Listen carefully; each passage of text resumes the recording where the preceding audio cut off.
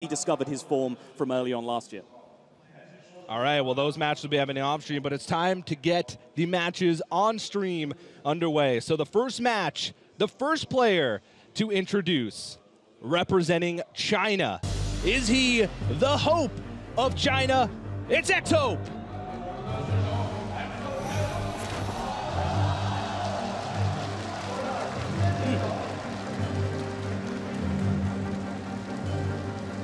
And his opponent from Australia, representing the Asia-Pacific region, it's CitizenNappa.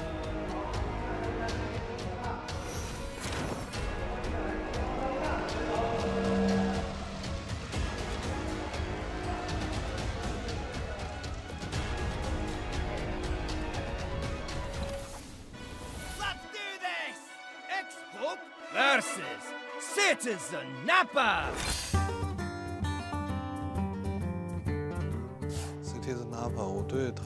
I don't know a lot about CitizenNappa, but I did watch his performance during the playoffs. XHope is the one that won the Ferrari in the EU vs China, so he's probably a pretty good player. I know he is good with tempo decks. He actually brought Priest, which I don't actually understand much, but it could be a good thing because it might be a bad deck. I think I have a slight advantage over him. I don't really pay much attention to like if the player is like a big player or a small player or whatever. I'll still play just as well against whatever player I'm playing against. XHope versus CitizenNappa! Ready, set, go! Greetings from the commentator's desk, everybody, and welcome to the Hearthstone Championship Tour Spring Championship. It is time to begin the kickoff match to find out who will get their stake in $250,000 US, as well as a spot in the World Championships. My name is Frodan. I'm joined by Brian Kibler. And before we begin anything else, I just have to tell you, Kibler, that I'm still reeling from that reveal of the trailer, primarily because we didn't even get to look at it. They stopped in rehearsal, said, no, you guys have to find out at the same time everyone else does. And I am jumping out of my chair when I saw that animation with Jaina becoming a Death Knight.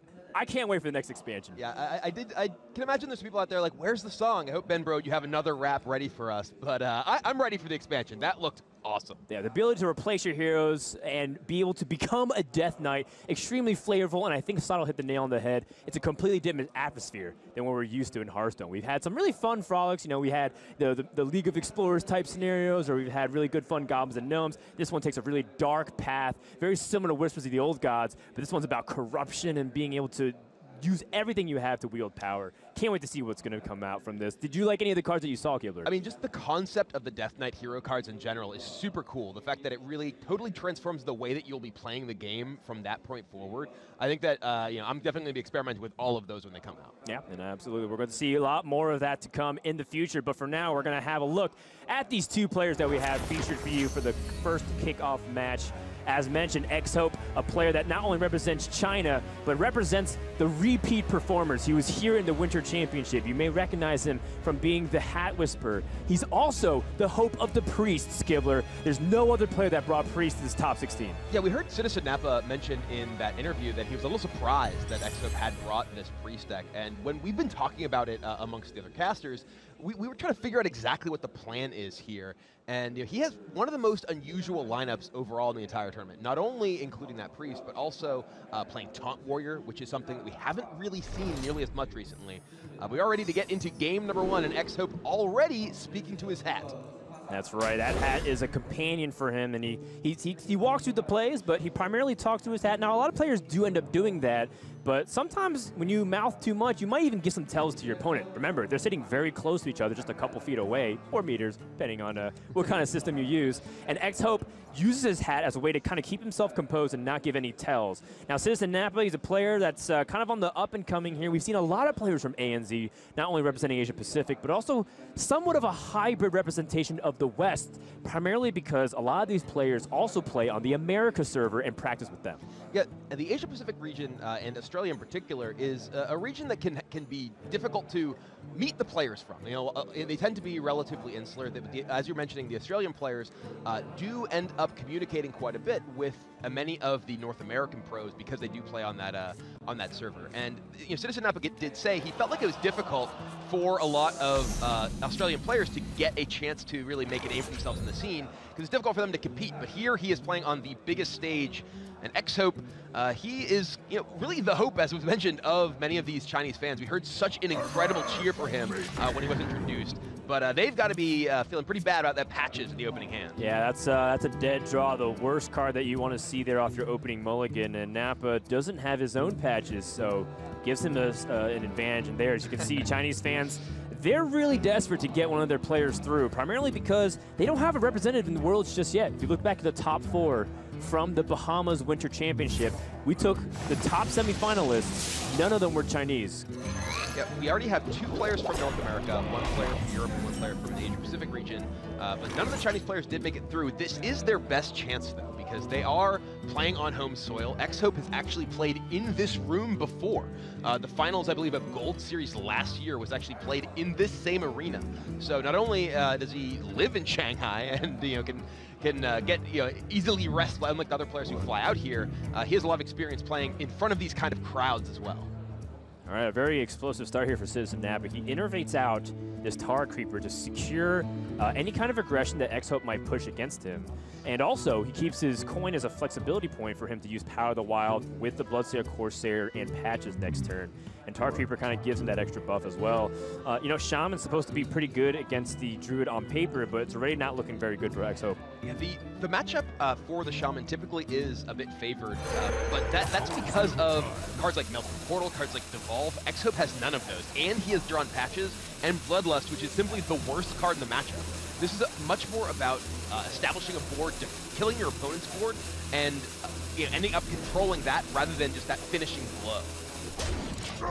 XHope making that preemptive trade, trying to see if he can get value off that before inevitable Patches or anything else with Power of the Wild might give him some value trade there. Interesting that Nappa also in his deck list has Genzo the Shark, and these are some of the techs that we're starting to see shape up a lot of the tournament stuff. You know, we see XHope in his Evolve Shaman, for example, has Sea Giant and only 1 Devolve. I wonder if that's going to play a factor at all in this game or in this entire series.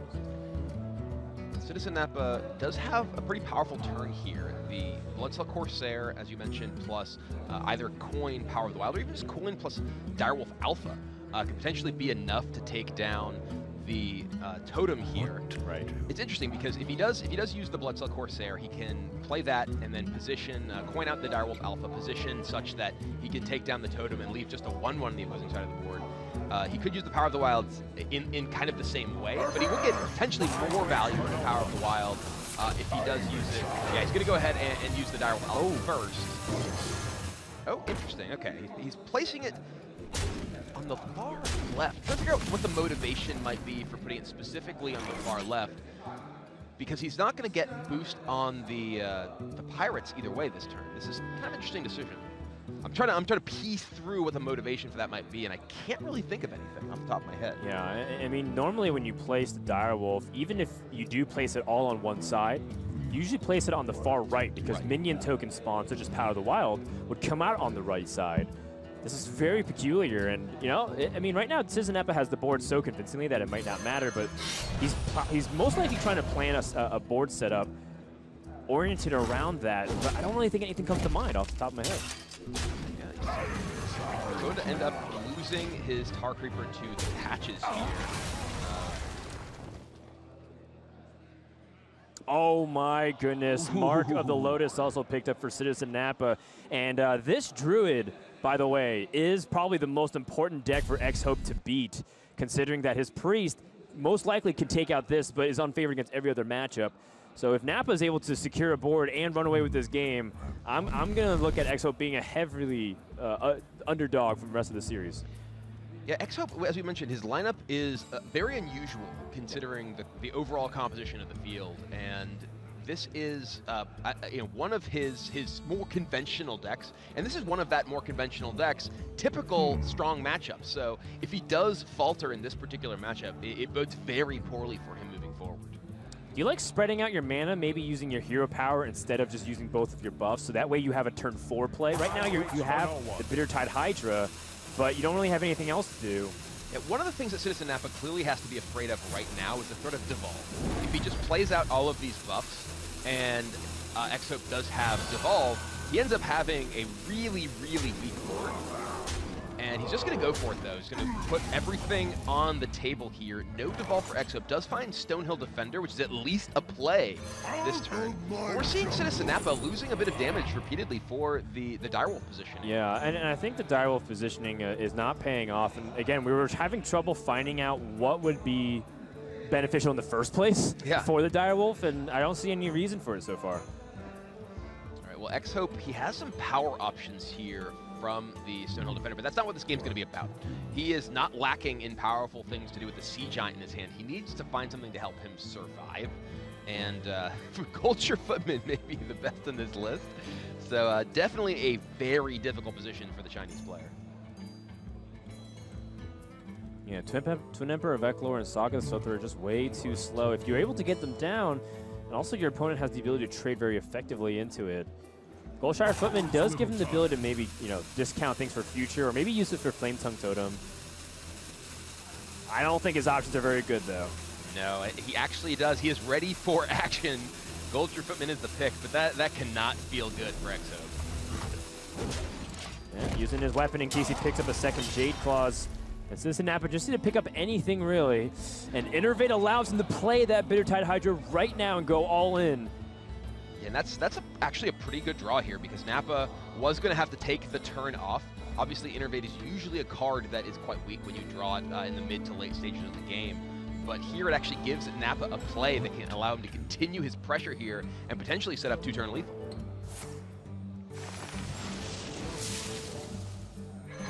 XHope gonna still look for that Devolve, and I think it might be the only card that can bail him out of this situation right now. Stonehill Defender, that can maybe buy a little bit of time if he finds another Footman. Yeah. I mean, this is exactly the product of the deck building that we were talking about. That Sea Giant is normally a second Devolve. Right. And he would have actually had the exact answer already to the problems that are presenting themselves, but in this case, XHope is pretty much out of luck here, because the Druid's able to get the explosive start that it usually does. I mean, even if they're not innervating out a Bittertide Hydra, they're able to threaten with Vicious Fledgling. They're able to threaten with Living Mana, and game number 1 immediately goes to CitizenNappa as XHope realized that he's got no other options there. Yeah, and that really was, as you mentioned, a very important match for both players. The Druid, probably the most vulnerable deck in CitizenNappa's lineup, and now he has potentially some very advantageous matchups remaining against XHope. All right, well, XHope is going to look to make the comeback here, as he has no longer access to his Warrior and his Shamans for Nappa after the ban. XHope made quite the impression on us in the Bahamas, both of his play and a certain part of his wardrobe. His hat is what he is known for, and he got a chance to sit down and talk with us about exactly why that is. You can see XHope already chewing on that hat. He's communicating with the cards through his hat. There's this whole level of weird mysticism going on. I see my hat as my friend. XHope clutching the hat there. I talk to my hat and tell him to bring me good cards. I communicate with my hat so we stay good friends. He keeps me calm so I can perform well. He was speaking to his deck right there through the medium of his hat. My hat is essential for me. He's clearly got some connection with that hat. I recently won the championship in the China vs. Europe tournament. Winning that tournament gave me a lot of confidence and helped me build up a very calm mindset. So this time I'll be more mentally prepared to win the championship. I won a Ferrari as a prize, but I chose to take the cash instead, because it is very costly to drive and maintain a Ferrari in China. I only connect with my hat during the match. My hat is not interested in helping me pick a prize.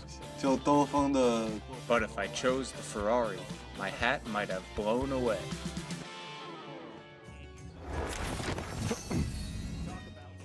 Shanghai, there's no one even more local as possible, as XHope is from Shanghai. He's just down the road here. So he's definitely comfortable having played on the stage in the past in the Gold Series last year. Can he be the great hope of China? Again, a country without any representation in the world right now. Well, if his hat decides he will be, then he will be. I mean, all jokes aside here, things are looking pretty grim for XHope right off the bat, but anything can happen. Even if you're unfavored, you still always have a chance, especially in a game like Hearthstone. Now let's go ahead and head up to TJ, who's over at the analyst desk, who's been keeping a close eye on other matches happening off stream. It's we have 3 matches going on off stream, so I'm going to give you guys some quick updates as these matches are underway. First off, Hoy versus Kranich. Now that match was off to a blistering start. It was Pirate Warrior for Hoy versus Quest Rogue for Kranich in game number 1. And Hoy was able to take a quick victory with a blistering start, as the Pirate Warrior usually does against Quest Rogue. Mage and Trunks, they're in a Paladin versus Paladin battle right now. They're both playing it really slowly, so that match is probably going to go on for a pretty long time. And then finally, Dog versus Kuonet. Kuonet is playing the Taunt Warrior versus the Murloc Paladin of Dog. And currently Kuonet is stabilized at 3 health, and Dog is completely out of resource. So it looks like Kuonet is going to take a 1-0 lead versus Dog in that series. Again, we'll keep you guys updated throughout these first round matches with some of these off-stream matches that are taking place. But for now, let's head over back to Dan and Kibler to get back underway with our matches. Thanks a lot, CJ, and it looks like China is struggling on all fronts right now, as you mentioned, Dog. But not to be confused with the Dog that is a well-known streamer on Twitch. People might have confused that as the Dog that's currently here for the Shanghai competition. He is a player that did really well last year in the Gold Series and is now representing China for the spring. He's currently down 0-1 as well.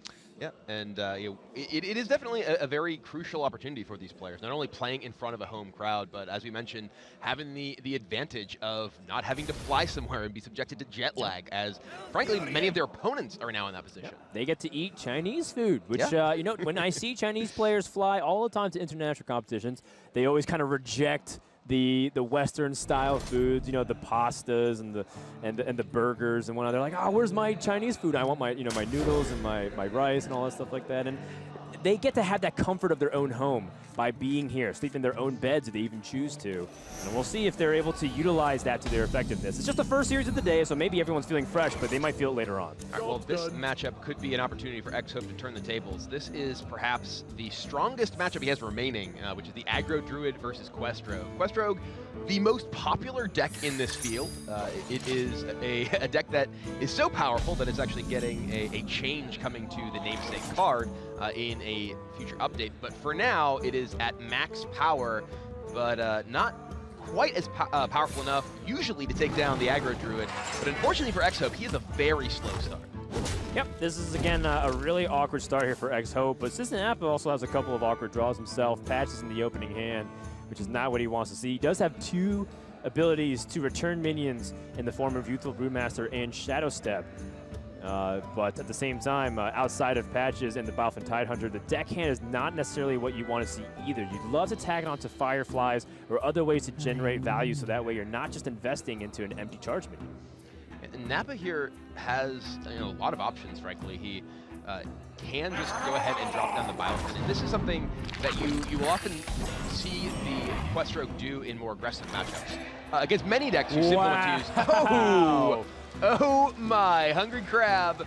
Well, you often want to drop that against aggressive decks to get some early board presence, but against Hungry Crab, it's not going to do too much. XHope has the opportunity to make himself effectively a totem golem and take down the taunt as well. So a very crucial draw for the Chinese player. That's right. And, XHope also has the opportunity to drop Mark of Yasharaj. But, given that he wants to use his mana over the next few turns, Mark of Yasharaj is a little bit awkward because he's going to most likely want to drop a 3-mana minion and set up for either living mana or the other 3-mana minion to protect his board. Perhaps even Savage Roar. So XHope has to kind of weigh if he wants to utilize his heal power and remove a 1/1 or pick up the draw and the buff right now. And I like this because I don't think he has room to use Mark Yasharaj in the future. All right, well, it is a gigantic crab suddenly facing down CitizenNappa, and he picks up a backstab, which is a at least tool he can use to try and chip away at that big beast. He has the ability to take it down if he uses the coin. No, he's actually a little bit short because of the patches in his hand. All right. Oh, would he have to coin out the patches? Yeah, he'd have to coin out patches here. That's a little tough. And, you know, Nappa might end up choosing to do something like that, but maybe he'll take it down over the course of a couple turns as well. Ooh. Oh, no, he's actually got exactly enough. What am I talking about? Oh. Math checks out. There you go. Now XHope just saw backstab and the South Sea deckhand, which means that it's unlikely your opponent can deal with the vicious fledgling, and Nappa can't deal with it. He just picks up his preparation. Oh dear, yeah. This is a situation we've all been in, which is Flappy Bird facing the facing you on the other side of the board, no way to remove it, which is simply a snowball that will just run you over. I mean, this is a kind of a return volley from XHope from the previous games. CitizenNappa has drawn patches. XHope is aware of it. XHope's now putting on the pressure, and he has the board. I mean, Nappa can always pick up the Vanish, but he needs to get very fortunate because there's only 2 copies out of the remaining 22 cards. And that's going to be a 9% chance or less off the next turn. And this is assuming that XHope even plays Living Mana. He might feel like he wants to hedge his bets because Nappa's been holding a lot of cards, including the coin. So maybe he feels like he needs to be a little bit more careful, and instead of all-inning on Living Mana, play his smaller minions like Firefly and the Tar Creepers. Yeah, XHope has 2 copies of Savage. He doesn't need to take the risk to play Living Mana here. He can simply develop the double Firefly, or rather Firefly plus Flame Elemental. And this is just lethal represented on the board thanks to those Roars in hand. So CitizenNappa still essentially needs to vanish here. Backstab is not really going to be enough. One draw off. You need that backstab to kill the vicious fledgling, and you know, every fortuitous draw coming in for Rogue has been a big roar from the Chinese crowd because they are loving it. They really want XHope to push through, and that backstab puts them one step closer to winning this game. Yeah, can you tell who they're rooting for here? I think I can. I think I can. My ears don't work like they used to, Kibler, but I mean, just even looking at them too, whenever they see a good draw, they visually react. All the thunder sticks, and they're standing out of their seats.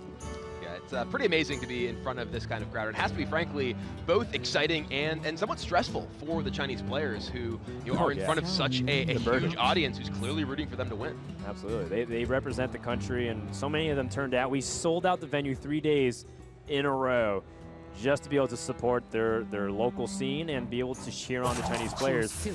Nappa kind of stuck in a really bad spot here because there's only one good target that you can backstab into the 1-2. Everything else pretty much doesn't do anything. And he chooses to pass. Well, that's not going to win the game. That's just death. Yeah, double Savage Roar from XHope, and he evens up the series 1-1. West Rogue may be getting nerfed sooner or later, but for now, it's just going to look extremely feeble. Getting the Wind Fury. Rubbing it in. Love it. Game 2 goes to XHope as he is going to Savage Roar's way to victory. And we have a tied series, 1 game apiece. I do want to ask Kibler, do you think Nappa could have done anything differently? We've seen some players choose to dagger on turn 2, but he chose to play very proactively onto the board, getting the Hungry Crab, allowing him to eat it and get that buff and the mark of Yasharaj. Do you think that is too result-oriented, or do you think Nappa could have played it differently? I think the fact that CitizenNappa had not seen a play from XHope would generally lead you to believe there isn't a Hungry Crab in the hand, because there's so many reasons you want to play an early beast, especially. You drop your crab, get some attacks in, maybe a Mark of Yasharaj it. So he actually correctly guessed that there was not a crab in the hand, but ended up getting punished by one coming off the top of the deck. That's right. So I think playing the percentages there, showing that likelihood based off his opponent's hand is not going to have a Hungry Crab, is now going to make it likely that he can secure the board. Didn't work out for him, but he still has a few more games to go before he can call himself out of this. CitizenNappa, it looks like he's playing pretty solidly so far. We've gotten to know a little bit about him, including where he's from, but what is he really about? Find out now. Group A, the Group of Doom! Muzzy, Nyria, XHope, and CitizenNappa. I don't think many people just know who I am. They see all the names they recognize, and then they just see me as some random APAC dude. I don't think really they know much about me. I sort of feel like underdog, but I don't really mind that. I haven't really played in a big crowd of 1,000 people before. It will be a new experience. I'm always nervous before the match, and when I do get nervous, I mean, because I have to pee a lot, I go to the toilet a lot. But when I'm playing the match, I don't expect to be nervous. I usually am very focused. I think I'll be fine. Nappa, he's done it. He's punched his ticket straight to Shanghai. And I never really thought I could reach a level where I can travel to another country to play. So this is like a new experience of mine, and it's been really cool so far. after this tournament, I think a lot more people are going to know who I am.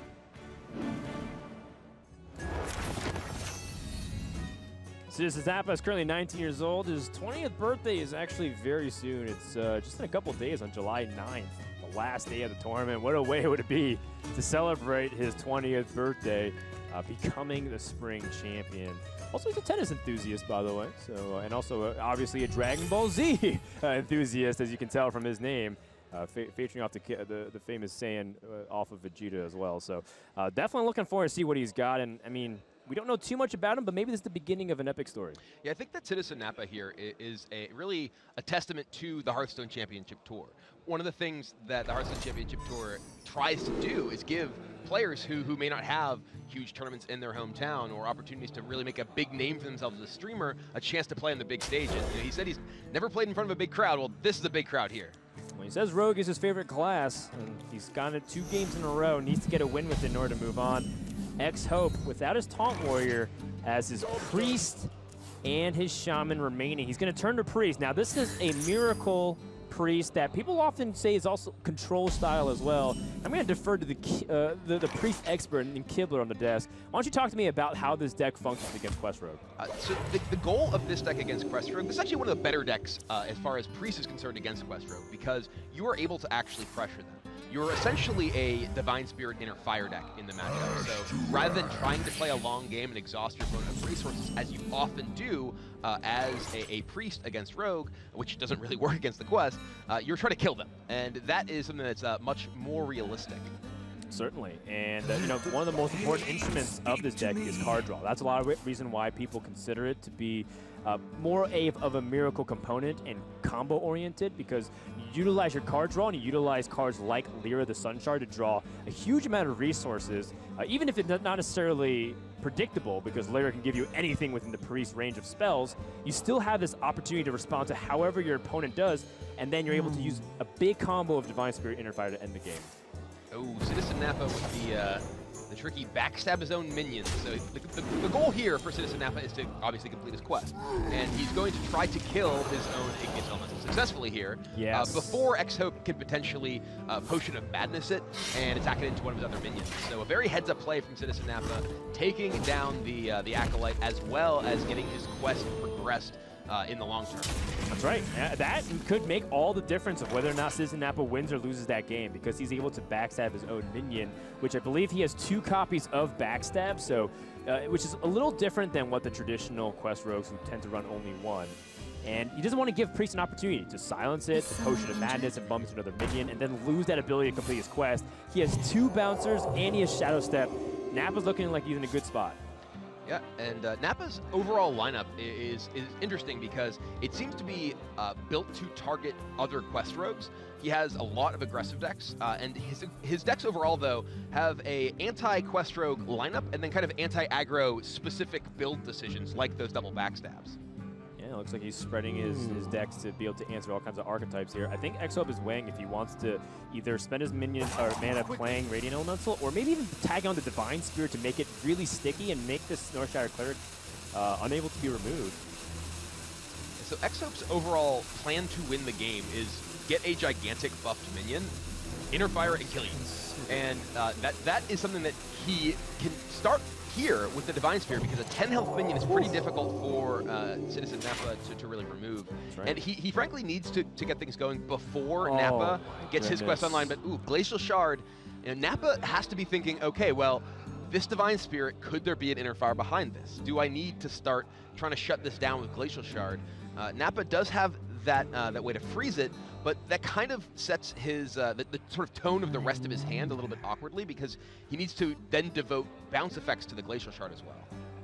I mean, I think that's fine. It helps him get survivability, and I mean, bouncing anything else pretty much is the same thing. It just puts a 1-2 on the board. It's true. He has 3 bounce effects. Nappa actually has enough bounce effects that he doesn't need to really worry about using them inefficiently. He can just use them on the Glacial Shard and play for board presence here. Crucially, he knows that XHope's deck doesn't have AoE. There's no Dragonfire Potion, there's no Holy Nova. There are Wild Pyromancers, so he does need to be aware of that as a threat if he does use his resources and go wide on the board. Ooh. I mean, XHope does have one Potion of Madness, but I'd be a little scared if I lost this Glacial Shard and my opponent's able to pressure me the following turn. This is always a bit scary when you have already used your bounce effects on a particular minion and you're essentially invested in that minion. It's worth noting he does still have another Flame Elemental as well as 2 bounce effects he can use in the Flame Elemental. So he's not committed to bouncing this Glacial Shard. Right, and I think based off the way his mana is spread, will he be able to use the quest the following turn? Because he does have preparation in the hand. It would cost 3 to play the Flame Elemental and bounce and play again, and then Shadow Step. So I think he'd be 1 off, or would he actually have the exact mana?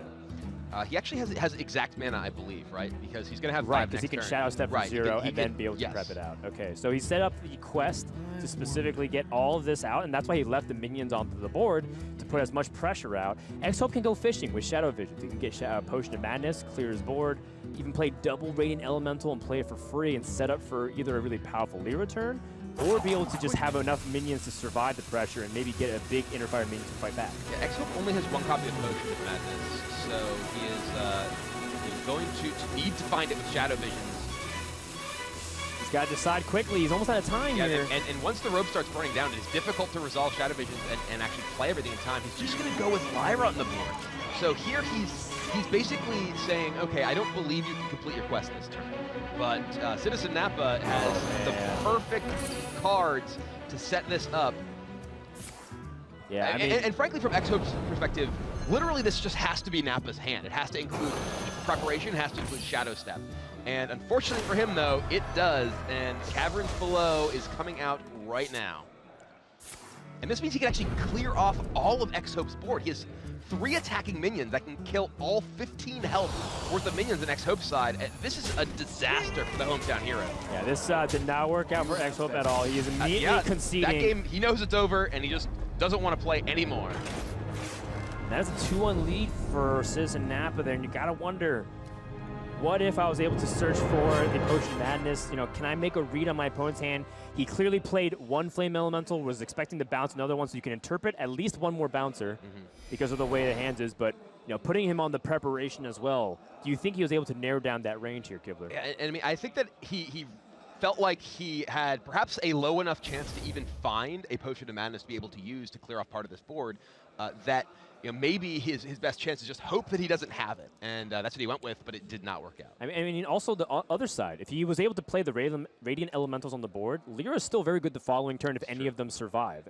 Granted, he might not have a spell to be able to use on it, but he's at least spreading out his bread, and we'll see if he's able to bounce back from this Miracle Priest game, because I think that wasn't his best showing. In the meantime, TJ is upstairs ready to check in with more updates on what's happening for the matches off stream. That's right, guys. Thank you very much. Matches off stream are going well. Quick updates, though. Hoy versus Kranich.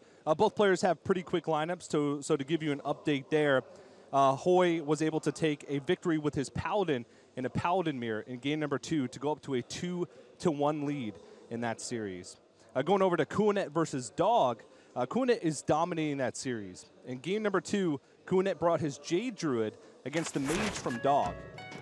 And at one point in the game, Dog was actually forced to Pyroblast an Auctioneer from Kuanet to deny the draw since both players were out of resources. So Kuanet has a 2-0 lead in that series at the current moment. Mage versus Trunks, they had a pretty grindy battle right at the start with Paladin versus Paladin, and Mage was able to take the edge with his control Paladin. They're well underway with game number 2, with Mage playing his Quest Rogue trying to get it done. Or sorry, with Trunks playing his Quest Rogue trying to get it done. Again, we'll keep you guys updated on the off-stream matches again, but for now, let's send it back over to Dan and Kibler to get back into the XHope match. All right, well, CitizenNappa only 1 game away from being able to get his first win in the Spring Championship. Keep in mind that we're playing group stages, double elimination, so if you're cheering for your favorite player, whether it's one of these in Nappa or XHope, or maybe it's Muzzy versus Nyria, another match that's happening on the other side of Group A. Muzzy, this is a live shot of him backstage as he is looking awake, well prepared, and honestly, it looks like he's pretty optimistic about his chances as he is going to be playing on stage up against two-time HCT Global Stage finalist Nyria. It's going to be cool to see who takes the edge there in a clash of the classic Europe versus North America. Yeah, that's a battle of heavyweights, frankly. Muzzy has been touted for a very long time as one of the top players in the world, and really put a cap on that with his 10-0 run during the playoffs. And Nyria back-to-back championships just now. So that's going to be a real match to watch. Yeah, I'm a little jealous of Raven Sato, who will be able to bring you guys that next match, but we still have one potential game left here. If CitizenNappa can close it out with his Pirate Warrior. And he's going to go ahead and cue that up here. Now, XHope has the Shaman, which has Sea Giant as opposed to Devolve. Not necessarily as applicable in this matchup compared to other Flood the Board type matchups, but you never know. Pirate Warrior sometimes can go very wide with patches, South Sea Deckhands, even the Bloodsail Corsair. And if things stack up enough, ooh, I mean, that's not a good draw, but at least XHope still has early game plays there with the Fireflies. And Shaman is favored against Pirate Warrior, at least on paper. Yeah, generally the Shaman has tools to really fight back for the board in the early to mid game, and has enough ways to absorb damage late. The fact that the deck plays 2 copies of Thing from Below, as well as, at least in XHope's version, 2 copies of Stonehill Defender, means that the late game weapons and charge minions aren't nearly as threatening as they are for some other decks. All right, now this is a decision that a lot of Pirate Warriors split on. And the more I hear about it, the more I feel like playing Upgrade on turn 1 isn't necessarily that bad. A lot of people feel like, well, I want to save Upgrade for a better weapon, Fiery War Axe, or maybe even the Rusty Hook off the N'Zoth's first mate. But playing the Upgrade in turn 1 still gives you flexibility of answering a lot of those early minions over time. And also, it makes sure that you're mana efficient. Nappa chooses to hold on to it instead. What do you think, Kibler? So holding on to the upgrade gives him flexibility. He can perhaps draw a Fire War Axe, then get that upgrade. Getting the upgrade down in turn 1, unless he draws another 1-cost card, doesn't really impact his curve here. It's not like he's going to upgrade and then just use the weapon attack. Here he can upgrade or just play the Raider. So this does actually throw kind of a kink in his plan, because now he potentially has lost the opportunity to play the upgrade on curve. So that's one of the cards that makes you not want to play it, whereas, say, Fiery War Axe is one of the cards that makes you want to hold on to. Right, but there's, in my opinion, there's equal chances of you drawing the Bloodsail Raider versus the Fiery War Axe. So you're setting yourself up for a potential disappointment. Also, I mean, I see what Nappa's trying to do. He's trying to keep Upgrade and South Sea Deckhand as a point of flexibility. What if my opponent coins out the Primal Fin Totem? What if my opponent sets up a really early board and I need to deal with it immediately? I keep my Upgrade, I keep my Heroic Strike as flexibility points. But now, because he didn't set up the Upgrade, he doesn't get the Bloodsail Raider and the Patches kill. He doesn't necessarily set up for the very easy Bloodsail Cultist now. What is he going to do to spend his mana this turn? He could just play Upgrade plus Deckhand here and clear off both, but yeah, as you mentioned, he would no longer have a minion in play. And yeah, this is going to kind of backfire on Nappa because he did specifically draw that Bloodsail Raider he wanted to play. For instance, if he had actually just drawn N'Zoth's first mate, he would definitely be happy to have Upgrade in hand because he could upgrade that. So I think there's actually more cards that you're happy to have held the upgrade for than that you're upset you didn't. You just happen to draw the specific one that really punishes him for having not played the upgrade. XHope's going wider onto the board, starting to make Nappa sweat a little bit to the threat of the Flame Tongue Totem. And remember, we're talking about Bloodsail Cultist as being one of the cards you may want to set up for. It is one of the highest win rate cards in Pirate Warrior. People might expect some other really powerful ones, but outside of N'Zoth's first mate, Bloodsail Cultist is number 2. So being able to set up a very, very powerful spike on turn 3 is of the utmost importance. Nappa doesn't have that. Look at this turn 3, he just hero powered passes, and that is a huge punish for not being able to play upgrade on turn 1. Yeah, this does leave him with the ability to play Deckhand plus Cultist the following turn, which means that he'll have an upgraded hook here and be able to clear off multiple minions. But this does also give XHope the ability to clear off this Bloodsail Raider fairly easily as well. All right, XHope's introduced with a couple of possibilities this turn. Still, he'll Defender might help him shape up the rest of his mana curve. But Mana-Tide Totem does a really nice thing of giving him 2 coins or an innervate, so to speak, by discounting things from below. And I feel like I can justify both of them based off the way the board is. Yeah, the fact that he picked up the second copy of Thing from Below definitely can lean toward Mana-Tide Totem being an attractive option here. It is important for XHope to be thinking about what does CitizenNappa have in his hand that he just hero powered this turn. He can very easily have, say, Kor'kron Elite, which frankly punishes either of your plays. Neither of your plays is particularly strong against it. And oh, not interesting. find terribly exciting options. Abomination can be interesting, right? But you're playing a deck that often wants to get a big board yourself, so not really usually what you're looking for in this matchup. Yeah, it just takes the Iron for Grizzly here. Yeah, I think he's going to look for mana efficiency, chooses to try to protect his minions as best as he can. And now Bloodsail Cultist. Another Cultist is a powerful draw for Nappa here. You can just get that hook sharpened up. He's, you know, getting the rust off of it. There you Actually, go. That's a heavy axe, not a rusty hook. I guess he's just making the axe slightly less awkward and heavy. He's balancing it much better, has a counterweight at the bottom. I like it, man. Getting those reps in. You gotta, you know, work out with your axes. Exactly. Well, you know, Nappa does have very clean kills here. If you play the Bloodsail Cultist, the weapon, and the Bloodsail Raider, they're allowed to snipe it. He can also hold on to his deckhand if he doesn't feel threatened and save it for a guaranteed Bloodsail Cultist number 2. Flametongue Totem is one of those cards that we were talking about, and with patches in the hand, that does give XHope some opportunities here, but it's a little mana inefficient and damage inefficient. Yeah, he can clear off this entire board. He has the tools with the Flametongue plus patches to use the buffs to clear everything off. But as you mentioned, it's a bit inefficient. He doesn't get to do anything else here. And his hand is starting to look kind of clunky.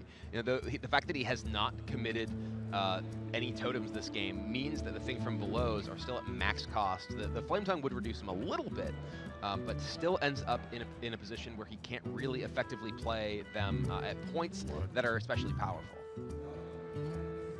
Yeah, you know, and if XHope doesn't remove the Pirates, then he only can remove one Pirate, which allows him to set up either the Iron for Grizzly and Mana Tide. I do think he has to consider about discounting things from below because they're going to be his most powerful moves when he can play 2 things from below or maybe a thing from below plus a lot of other minions. So he has options either to remove one Pirate or clear the board here and then develop his own board. And it looks like he's going to try to play the Flametongue Totem and set up as best as he can for a thing from below opportunity. And only clear one Pirate. Gets the Taunt Totem, which is actually one of the better ones there. We see a shake of the head from XHope. He is not happy with that. He's going to get his board cleared just on board. CitizenNappa has the weapon plus the cultist that can take this out here, which does mean that XHope essentially needs to patches this down already. Yeah, and what I don't like about this play is that XHope also strands that patches for what it's good for. It's a good contingency plan to play patches with the Flametongue Totem, and in the very most desperate cases, use it with Bloodlust. Not really going to get any value here outside of that 1 damage, and you essentially just stranded it. Yeah, and if he hadn't totemed this turn and had instead used his patches, CitizenNappa would at least have to commit something on this board to kill his Flametongue. Now he has to commit mana next turn with the patches, which means that he doesn't really have a great thing from below opportunity either. Yeah. He can play things with patches. All right, another Flametongue. Doesn't really line up great with the patches, though, because there is just the 1 health minion that you can attack down anyway. Right. What it does do is it further discounts thing from below if he's able to set up a really good turn here. The problem is there's just so much damage already for Nappa on the board. And, you know, yes, you can try to, you know, play, say, Flametongue plus Hero Power, Flametongue plus Mana Tide. Flametongue Hero Power patches, you know, does give you some, you know, additional discounts on your thing from below. I mean, you don't even necessarily even need to play the Flametongue here other than for the thing discounts. It's just going to die for free. That does prevent damage to your face, though, which is pretty relevant in this matchup. Not relevant at the moment because he's at 27, but going to be relevant soon with double Heroic Strike in the hand. You want to be mana efficient as well. Tossing a thing from below right now feels like also a waste, considering that you can discount it twice over with the Flametongue and the Mana Tide. I'm not liking his options. I definitely like patches, and it looks like he's going to go for the Mana Tide discount. Next turn, the thing from below will be 3. Oh, okay, he has changed his mind. It's thing from below time, and you know, CitizenNappa does have the Heroic Strikes to clean this up relatively easily and keep the pressure going. He is actually starting to run out of real threats here, though. I mean, part of the thing about it is that if XHope was playing either Mana Tide Totem or Hero Powering in the Flametongue, he actually has the ability to squeeze in the things from below for very cheap the following turn for 2. So he's able to Hero Power and play things from below twice over. But he really feels like he needs to value off of his Flametongue Totem. And another thing, too, is one thing that Firebat was teaching me when he was like showing me how to play Shaman versus Pirate Warrior, is that Hero Powering every turn is one of the most strong things you can ever do. It's actually very valuable. Against in Pirate Warrior. particular, As you get to the mid game, the ability to get a Stoneclaw Totem against a big weapon is pretty huge. Yeah. Sea Giant, this is a matchup where Sea Giant it can be pretty big late in the game, but not really the tempo monster it is like against other decks that are flooding the board and letting you have a board as well. I'm curious if a Devolve here, because remember, Sea Giant replaced the second Devolve, would have been maybe just a way for him to win the game or come back onto the board. I mean, he can play Mana Tide plus Thing from Below, but the Thing from Below dies pretty easily on this board. And then, you know, the Mana Tide dies essentially for free. CitizenNappa hasn't really been able to get a huge threat on the board, like a Frothing Berserker, for instance. So he's not really gotten that much damage in on XHope. He's mostly been playing a board control game. So if XHope can hold out and get that Sea Giant down when CitizenNappa is mostly out of resources, maybe he can just win this game via attrition. Ironford Grizzly just dies immediately to the weapon or even a value trade. So I think from below is much better, but he's trying to go for a big swing. Okay, so I mean, I kind of like it because I think the way you win this matchup is a decisive swing. Even if you're at 7 health, if you know that CitizenNappa has already used Spellbreaker, no Mortal Strikes in his deck, if you can lock him out of the board one time, you're going to win. This is something, again, that when I was talking with Firebag, I was emphasizing. Swing the board. That's why you want to hero power as much as you can. Stall, get that Maelstrom Boredom, get that Devolve, get that thing from below, and Pirate Warrior can't kill you even if you're at 10 health or less. All right, so CitizenNappa set up everything he knows he's doing, and now he's debating, do I kill this totem, or do I get 4 damage to the face? Actually, no, it's 3 damage to the face. You already attacked with the Spellbreaker, right? Right. He's already attacked. I think the last thing is where, like, you know, is this Mana Tide worth letting him live? Yeah. So, do I want to get this extra damage in? He does want the damage, and Bloodsuck Corsair not too powerful against the Rusty Hook from the first mid here. This one is a Rusty Hook, not a heavy axe. You got to know which 1/3 weapon comes off of what. It's important. If Exo's hero powers and totems, Thing from Below becomes 1, so that's 5 mana invested for 3 minions. Sea Giant becomes 1. Bloodsuck Corsair makes it 0. He has an opportunity to play pretty much his entire hand outside of the Jade Claws. Oh, no, Jade Claw summons the minions as well. It does, but it effectively costs 1 mana with the... Right. So there's a lot of ways for him to finagle this and basically play his entire hand.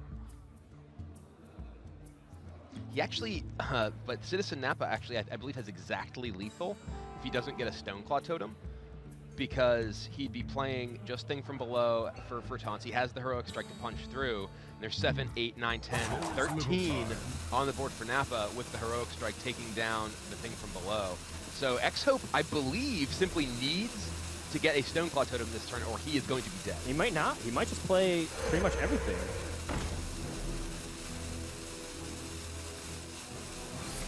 Oh boy, running out of time. And doesn't get the Stoneclaw Totem, and that's pretty much going to be the end of it here. XHope's tech of the Sea Giant not paying off. Yes, you get to have this amazing board. Yes, you can set up for Bloodlust, but CitizenNappa just 1 step ahead, and that is going to be the end of the first series here as XHope goes down and CitizenNappa gets the upset. Yeah, he was saying that, you know, he was the unknown, the underdog in the group of death, but the hometown hero of XHope is going to have to fight from the lower bracket. All right, congrats to CitizenNappa putting ANZ and Asia Pacific on the map here. And you know, he's mentioned it. People may not talk about me, but I put in the time, I put in the work, and I'm ready to ruffle some feathers here. Yeah, and you know, we have this huge crowd here who were cheering through XHope throughout the match, and you know, it has to hurt a little bit to lose here in front of your hometown crowd. But we see cheering for XHope even as he walks off in defeat. All right, well, CitizenNappa is going to move on through the winner's bracket. Of course, we have the elimination bracket with XHope up against the loser of Naria versus Muzzy, which is promising to be a very exciting match. I do think there's a lot of room for improvement for that game on both sides here. I think there was a little bit of awkward decision-making. We're talking about Direwolf Alpha in positioning. We're talking about timing for specific cards. But I can't wait to see what's going to happen in the rest of the group because I think these players are a little bit nervous, and we'll see them shape up their play soon. Yeah, you know, this is the first time some of these players have played on the stage, so definitely, you know, learning experience for some of them. All right, well, Ali is waiting with Nappa for a few words on his win. All right, congratulations to CitizenNappa！ 掌声送给我们的 CitizenNappa， 非常不容易啊！第一场比赛第一个上，而且面对咱们的主场选手，压力肯定很大。So first game, first day, and against a Chinese player must be, really nervous. So how do you cope with your nerve? I don't really cope with it. But like I always get nervous before games. Yes. But when I sit down and like the game starts, I sort of don't get nervous. I just focus on the game, and then you don't think about anything else anyway. So it's all good. Very good, you're just a genius 啊！他说他其实每次比赛之前都会紧张，但只要在台上坐下来呢，一切就顺其自然了。但是我们知道啊，在第3场比赛，他在用任务贼的时候，有一点就是他没有用火焰元素，而是用冰霜裂片完成的任务啊。我们后面的很多解说都很纳闷，为什么他会这样？我来问一下。So in the 3rd game, when you're playing the quest rogue, so you didn't finish the quest with the flame elemental, but with the glacial shard. Remember that? So we are like a little bit confused about that part. Why do you use glacial shard to finish your quest instead of flame elemental? No, I used the elementals to finish the quest. I didn't use the glacial shards. Yeah. So that's why. Why did you? Because glacial shard is actually better because against the priest because they have the stronger minions. So we're having that dot. I was actually thinking about something else. Actually, that's a good question. Yeah, no problem. You're just genius.